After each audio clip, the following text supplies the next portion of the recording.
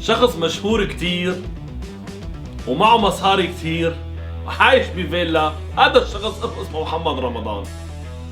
عايش بهالفيلا هو ومرته، وبيشتغل عنده 5 عمال: خدامة، الطباخ، السواق، الجنيناتي عامل الحديقة، والحارس اللي هو البواب. انقتل يوم الخميس بالليل.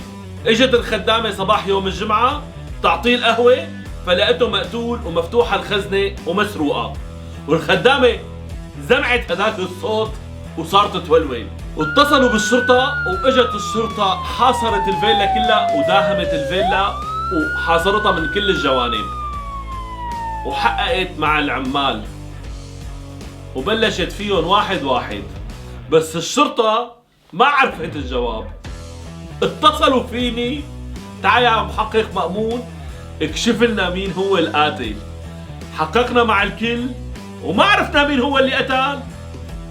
اجا المحقق مأمون يلي ما بتفوته فايته، واستلمت القضية. لفصفصة فصفصة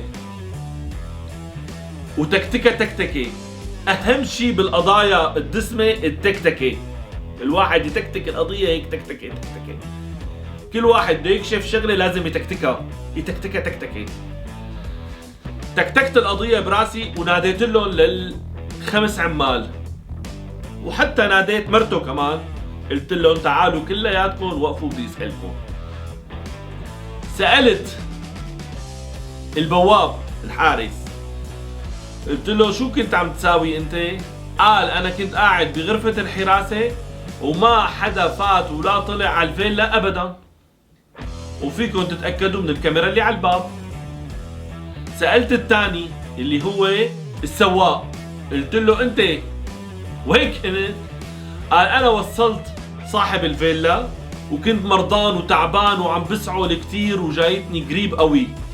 وصلته على الفيلا واخذت اذن ورحت على بيتي.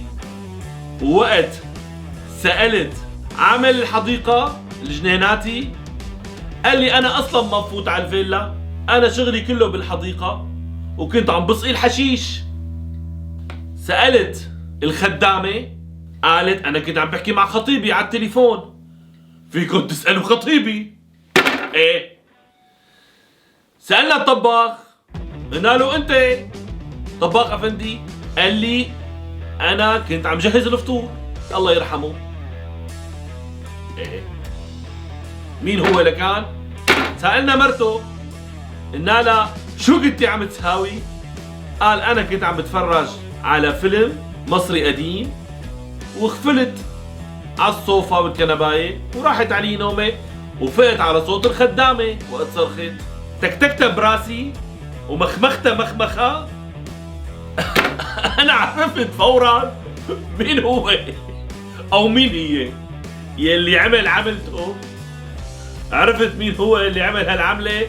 الله لا يوفقه او الله لا يوفقه. صفي انتو تعرفوا لي بقى وتساعدوا المحقق والتحقيق والبوليس، ويطلع معكم التحقيق وتشتغلوا كلكم محققين جنائيين وتطلعوا لي مخكم البوليسي. اهم شيء طلعوا لي افكاركم البوليسيه والمخ البوليسي يشتغل.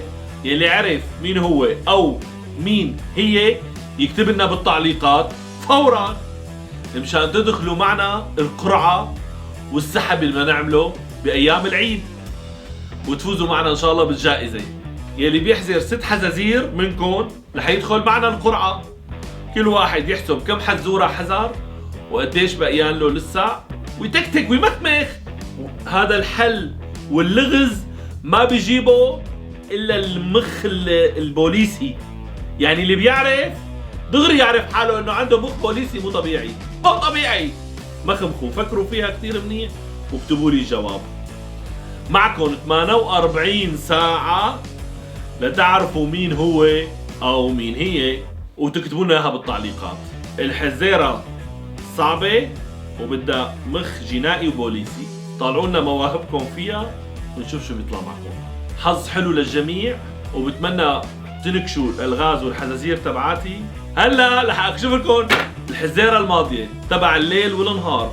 الجواب الحزيرة الماضية كتير منكم خربط فيه وكتير منكم غلط فيه بسبب واحد، لأنه بالحزيرة تيم قال شي بيضيع منك، يعني مو عام، شي بيضيع مثل النجوم أو الأنهار أو القمر، هي عام. أما شي بيضيع منك أنت فهو محصور فيك أنت بشخصك، مو شغلة عامة. الجواب هو النوم. هذا جواب كان الحزورة الماضية، وإن شاء الله مبروك للي عرف وحظ حلو للي ما عرف، يمخمخ ويتكتك باللي بعدها.